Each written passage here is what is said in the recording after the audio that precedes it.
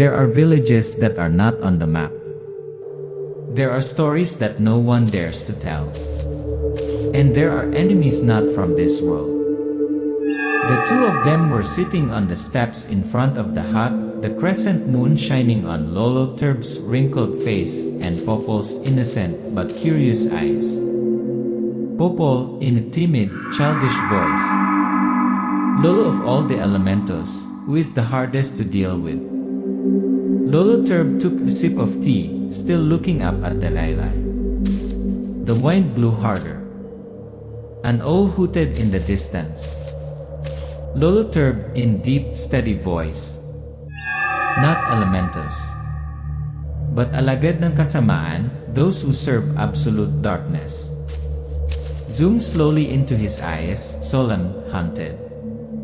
A flash of lightning flashes across the air, revealing terrifying memories. Narrator. They are not just hidden under human skin. They are entities that live on blood, fear and memory. Sudden change, the rickety wooden door is pounded on repeatedly. Muffled sobs, cries for help. Blood. A young man carrying his wife, who is dying, pregnant, knocks on the door in the dark. A baby cries in a bloody clove. Lolo Turb, voice trembling, recalling. Your father, your mother were kinning. I saw them, no clear shapes, but those eyes. I will never forget the eyes of an aswang. Slow motion, shapeless creature soars through the moonlight. No wings. No sound. But the air freezes. Popol looks up at the eye, his heart pounding. Popol, frightened. Lolo. Lolo.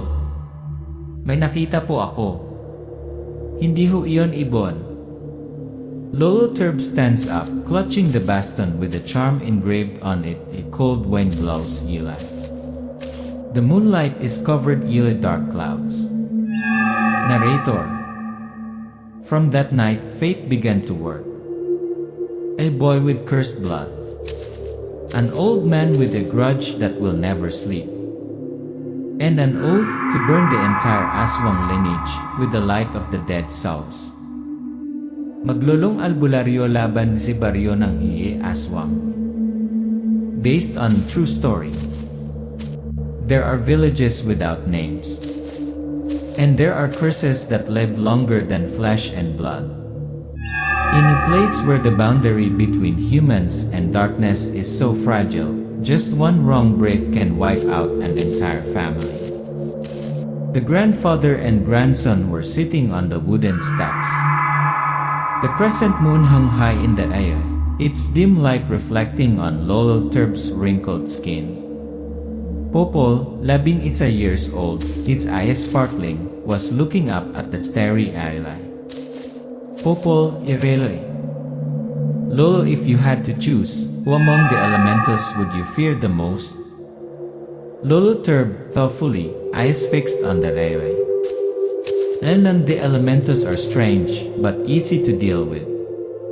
Actually, the thing that has kept me awake for over 30 years is not a god, not ghost but an aswang. Popol, laughing softly. Lolo, aswangs only exist in children's stories, they don't exist in real life. Lolo Turb looks at him, his eyes darkening. The background music changes slightly to a tense tone. Lolo Turb, seriously. Your father, your mother, your grandmother didn't die of illness. They were killed right before my eyes. The screen flickered with fire, screams, and the sound of a door being slammed. A young man holds his dying wife, covered in blood, knocking frantically on the door in the middle of a stormy night. Narrator.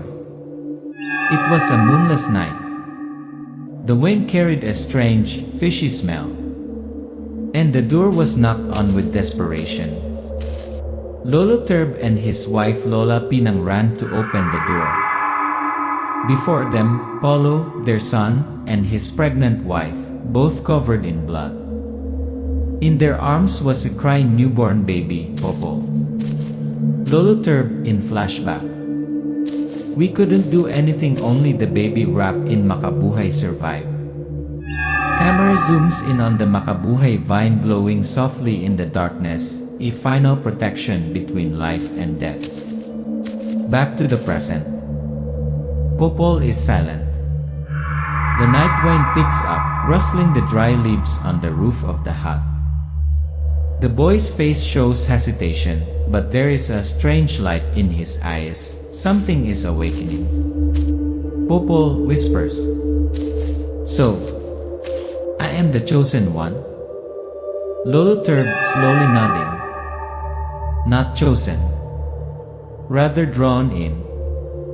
Lily blood carries the memories of two worlds, the living and the dark." Slow motion, Popol reaches out to touch the old Makabuhay vine hanging on the wall. A faint light shines. He closed his eyes, and for a moment the sounds echoed, screams, scratching, the roar of the Aswang. Narrator. When a child begins to question his own origins, the world begins to crack. Lolo Turb lit the oil lamp, stood up, and looked toward the deep forest. In the darkness, two red lights streaked across the naira, windless, soundless. Lolo Turb whispering, "They're coming in." Sometimes, the scariest thing isn't what you see but the person crawling out there, between the boundary of life and death and the devil. Lolo Turb's tent door was knocked on 3 times, urgent, urgent. Popol was startled. Lolo Turb lifted the baston, his eyes alert. Popol, voice trembling. "Lolo, there's someone outside the door." Lolo Turb, stern. "Don't open it yet. They can imitate human voices." A weak voice rang out from outside, breathless as if dying. Stranger's voice. "Albularyo, help me. I'm Mang Seryo from Magbanawag." Lolo Turb was silent. He opened the door. Middle-aged man, his body covered in scratches, blood seeping through his shirt, collapsed on the floor.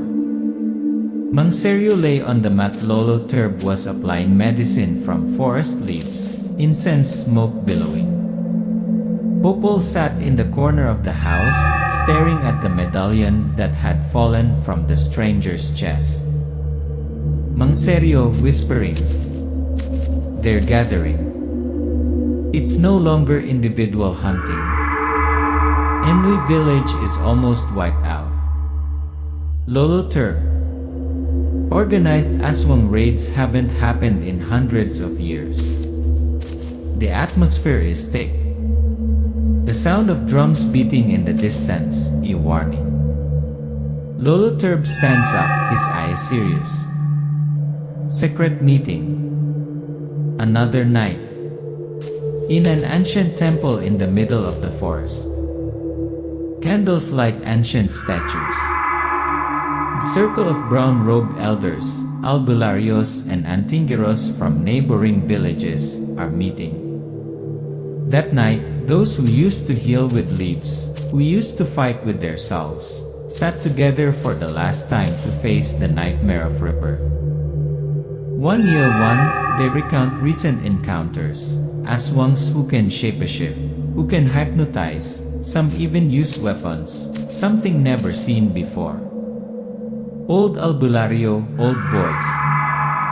"I once saw an Aswang disguised as a priest, and he performed funeral rite on his own victim." Discovering Popol's power. While everyone was arguing, Popol was still staring at Mang Seryo's medallion. For some reason, he stepped forward, his hands shaking as he took it. As soon as his skin touched the cold stone surface of the medallion, a flash of light. Popol stood still, eyes closed, as if electrocuted. Images appeared before his eyes. Seen from his memory, burning village. People screaming. A giant aswang, a man with a dog's head, tore an old woman to pieces. A child crawled through the ashes. And a man, Mangserio himself, risked his life to stab the creature's heart with a spear. Popol, opening his eyes, panicked, gasping. I saw all blood screams.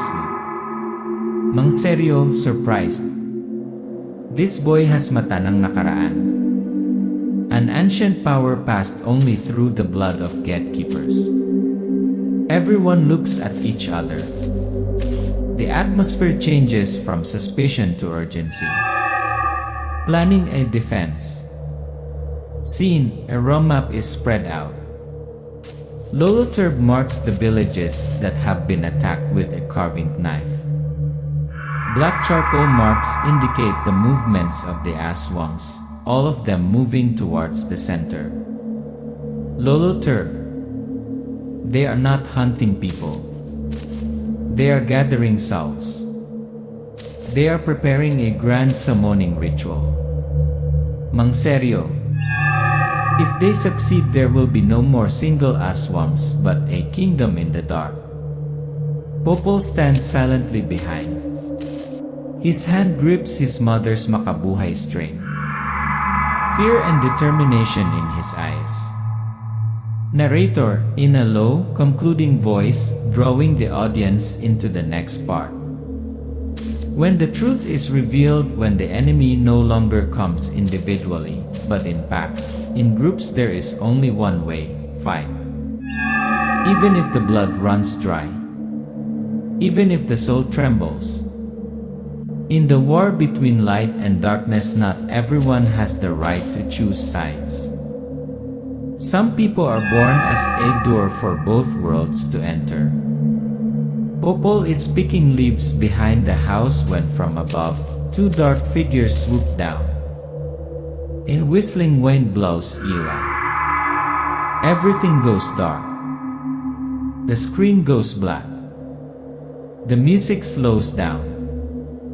A flickering light appears. Popol wakes up in damp cave. Surrounded Yilimosi stone walls, torn talismans, and a fishy smell. Popol gasping, whispering. Where is this? A white figure emerges from the depths of the cave. The dim light flickers like a soul fire. A middle-aged woman, sad but kind eyes, appears. Female voice softly. Apoko ni. Popol steps back. At this moment, a man appears beside him. His face somewhat resembles his. Both of them gradually become clear. It is Paulo and Lola Pinang. Reunion in the void. Popol, voice trembling. No. No way, who are you? Paulo softly. I am your father. And this is Lola Pinang, your grandfather's mother. Lola Pinang smiles sadly. Her hand touches Popol's cheek, not cold, not warm, just a passing mist. Lola Pinang. We are no longer human. But we are not yet ghosts. We are imprisoned at the border between life and oblivion because of an unfulfilled oath. The ghostly light swirls around the three.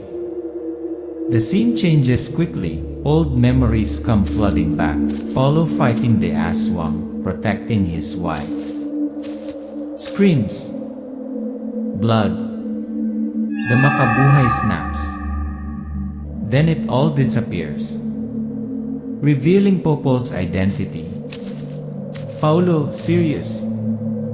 I am of mixed blood, half from human ancestors, half from an ancient connection to the dugo ng kadiliman. Popol, shocked. You mean? I have demon blood in me. Lola Pinang. Not a demon but a primal spirit. Once upon a time, dark entities inhabited humans to watch over the world. And I am the last descendant to bear that mark. Popol bows his head, clenching his fists. His heart beats chaotically. The wind in the cave begins to blow hard. The rocks roll around as if the energy in his body is changing. Internal conflict, which way to choose? Popol, voice trembling, tears flowing. I don't want to be a monster. I don't want to. Paulo, you were never a monster, Popol. It's the choice that turns your blood into evil or good. It's your heart that decides who you are, not your bloodline. Lola Pinang places her hand on Popol's chest. Lola Pinang, the darkness will come for you. They want to use you as a sacrifice. But if you choose the path of light, you can become what they fear most. The cave begins to shake. From the entrance, two real Aswangs enter, their faces distorted, their bodies deformed. But before they could touch Popol, blue light erupted from his palm, knocking them back.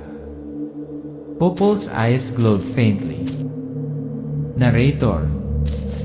In the heart of a young boy there is no longer fear, but a determination never seen before.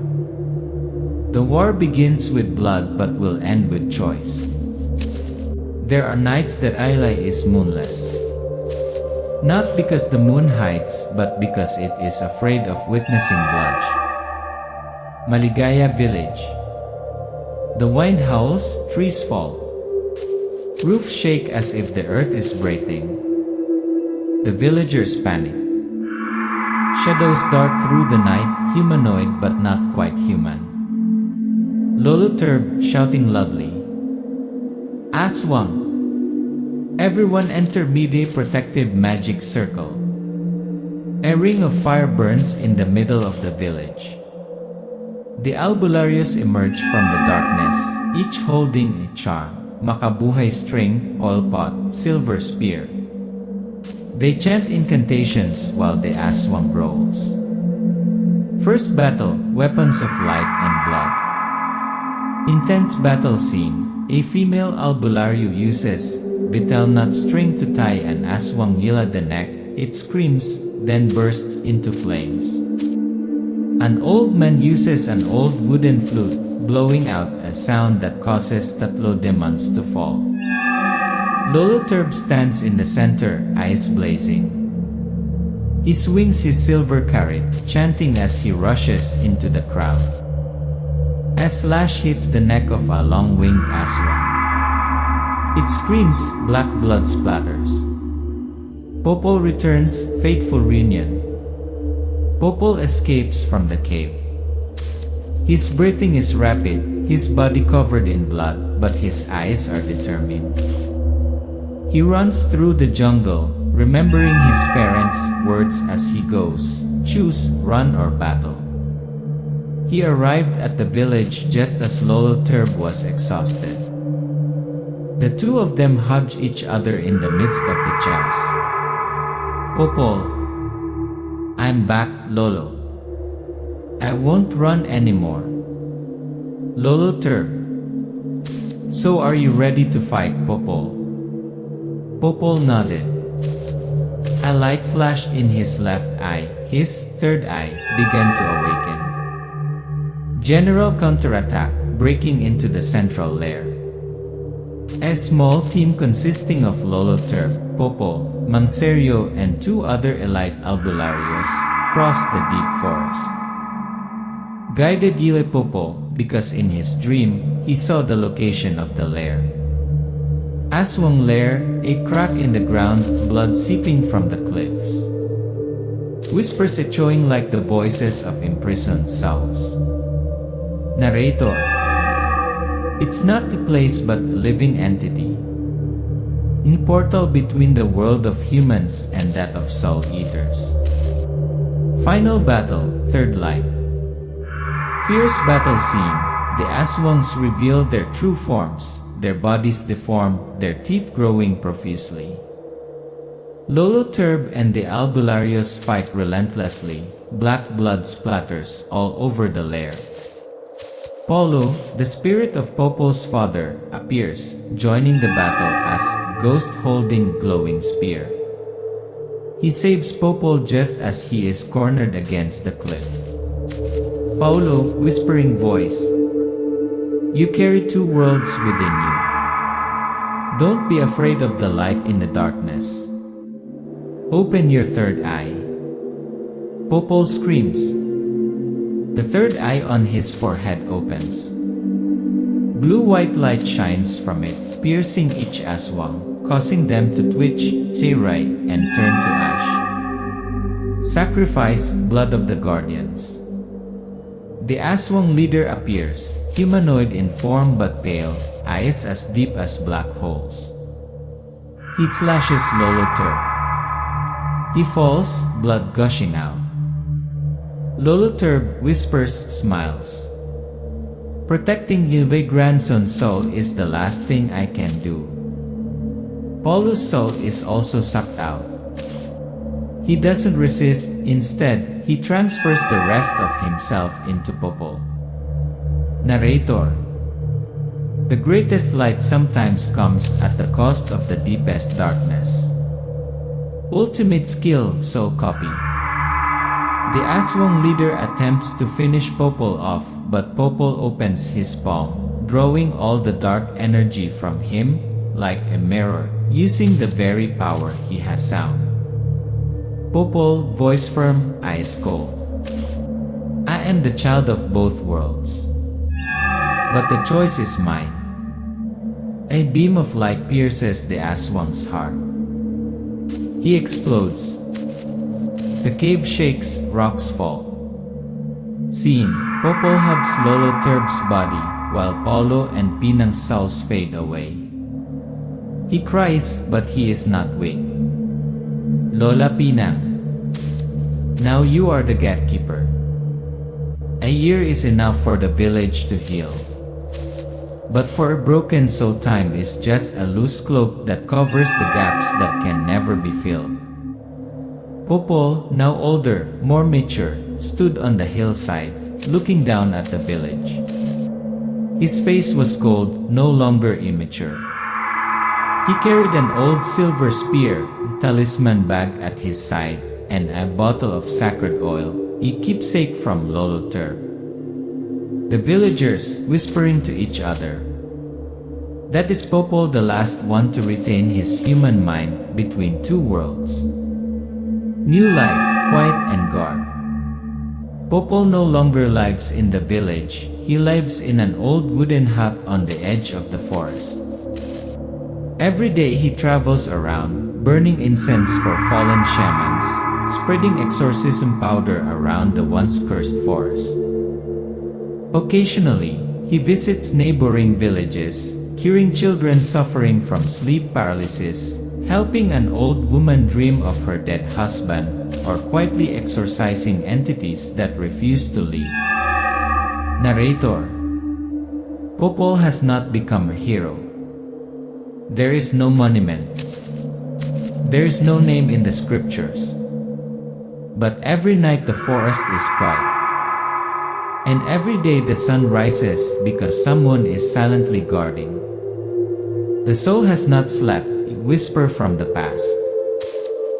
Night of light rain. Popol is writing something in Lolo Turb's old notebook, a kind of magical diary. The wind blows in, extinguishing the oil lamp. Suddenly, whisper echoes from deep in the forest. Voice deep, hoarse, familiar. Fight though your soul trembles. Popol turns his head, stands up, holding his spear. His eyes are not frightened, but calm. He walks out of the tent towards the dark forest. The legacy of light. From afar, Popol's silhouette gradually shrinks in the mist. In the eye, the clouds break, a sliver of the moon appears. The wind whistles through the forest as if calling his name. Narrator whispering, echoing voice. No one is born to guard the gate. But there are those when the world needs them, they will step over that boundary. Not for power, not for glory, but for the promise to the lost souls. Black screen. The lonely flute plays one last time. The text fades in. Popol, Il Last Gatekeeper. Based on true story.